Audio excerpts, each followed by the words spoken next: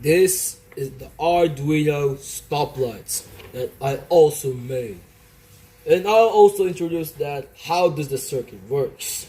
So this is the LED lights. But each LED represents a traffic signal. They are also connected to the digital pins of the Arduino through current limiting resistors, but usually just name it to 220 ohms, bro. That's the resistance, bro. So the Arduino controls when each light turns on or off according to the programmed timing sequence, bro. So the 7-segment display is made up of 7 LEDs.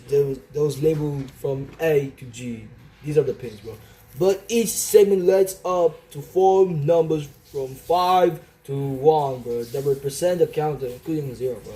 But the segments are connected to the Arduino pins, which turn them on or off to display the correct digit. Next is the power supply. The Arduino board provides power or 5 volts to the entire circuit. The common cathode or anode of the 7-segment display is probably connected to the ground or 5 volts, but it's dependent on its type, dude. But this is how the code even works. It's because of the pin declaration, bro. The code first defines which Arduino pins are connected to the LEDs. In the 7 segments is A to G, bro. So the setup function is in the setup function section, all pins are set as output. So the Arduino can also control them, bro. So it was next is the loop function. It was the main operation, bro. Because you know that the program repeatedly executes the traffic light sequence. It was green light on is a countdown from 5 to 1. The yellow light on is a countdown from 3 to 1. It was the red light on is the same as green light, dude. So for each second, the 7-segment display shows an increasing number that switches to the next light. So it was the countdown function. So the function of countdown turns on the correct segments to form numbers on the display, waits 1 second, and then moves to the next number.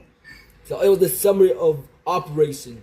It was the light, green, yellow, red, but the duration is 5, 3, and 5 seconds right there. But the 7-segment display is also 5 to 1, but the yellow is 3 to 1. The same thing as red. Same thing as red, dude. It's 5 to 1, bro. Same thing as green, dude. Is the stop vehicles, bro. But the description is the vehicles move, prepare to stop, or to stop vehicles, bro. So this simulation demonstrates how an Arduino can be programmed to control multiple LEDs. It's a 7-segment display to replicate the real-world traffic light system. It helps visualize time and control, digital outputs, and display logic, making it a great beginner project in electronics and embedded systems, bro. So that's it, bro.